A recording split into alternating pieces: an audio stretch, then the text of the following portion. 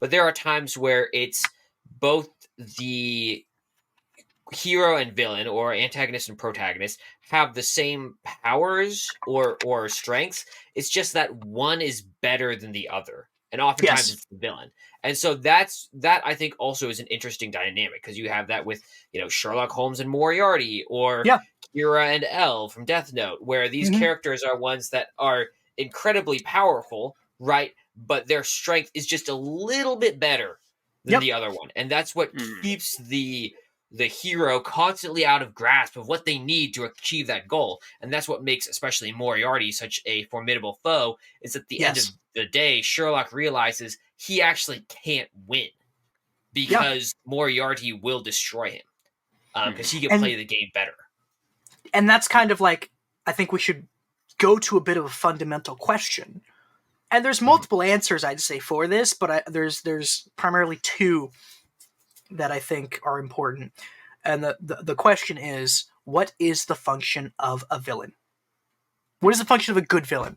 I mean, the good villain, like, I would say, like, a good villain, like, he is the foil of the hero, or the protagonist, where it's like, he is the, like, if we're talking about themes and story, like, he represents the antithesis of the theme, whatever the hero or main protagonist embodies. He's like the exact opposite in some regards. Like, of all the compelling villains out there, like, they're the exact mirror opposite of the protagonist. You're saying some of the best, or you're saying that all villains? The best villains. I'm not talking about all villains, because obviously there are villains who are not that way, but I'm gonna rephrase it. I'm gonna rephrase what you're saying, because I think the best answer, at least in my opinion, my very perfect opinion, is that the function of a villain is to make the character learn how to defeat and how to grow and defeat a foil. No, which addresses it. That's actually good, it addresses what you say, but I'm specifically like referring to function. I think there's two functions of a villain. One is the most basic thing to say, they drive the plot. Right.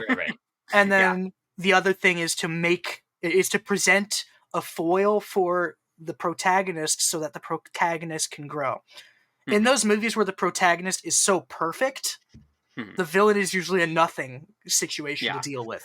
Right. And like, I think that's the other thing that maybe you're about to drive to, so I might be trying to steal your thunder, but and I'm not trying to, I just want to make sure this point isn't forgotten. But is that with the villains, you have, especially the villains we're talking about, right? We're not talking about natural disasters or the general self-conflict or whatever that's going on sometimes in movies. We're talking specifically about an antagonist who's trying to stop the hero. And in those situations, what you get a unique opportunity for is you get a unique opportunity for dialogue, right? Yes. Where these ideas and concepts can be brought back and forth against each other, and this big struggle about what is right and what is wrong in this situation can really be delved in deep. And in the best situations, the villains make a compelling case for why the hero is wrong. Yeah. And I think that is what makes a very compelling storyline overall, because it makes a strong clash of ideals. And when the hero does win, it is completely justified after that long struggle. Yeah. Yeah. But sorry, go ahead. I don't know if that was where you were going or not, Patrick, but I wanted to make sure it fits the function. The whole function is like, sometimes it's by contrast to help to help the hero grow. Other times it's literally to kick the hero in the butt, Bane, and make them have to go back and learn and readdress and reassess how to deal with it. Because I mean, movies have this great way of addressing the fact that there's no one-size-fits-all solution to things. Sometimes your way of learning to deal with something is not the way to deal with it, and you have to readdress and look at it from a different perspective in order to address the situation properly and hopefully come out with a better outcome. We deal with that kind of thing in psychology all the time, because you can't address people as perfectly predictable 100% this works with all people type solutions. That doesn't work.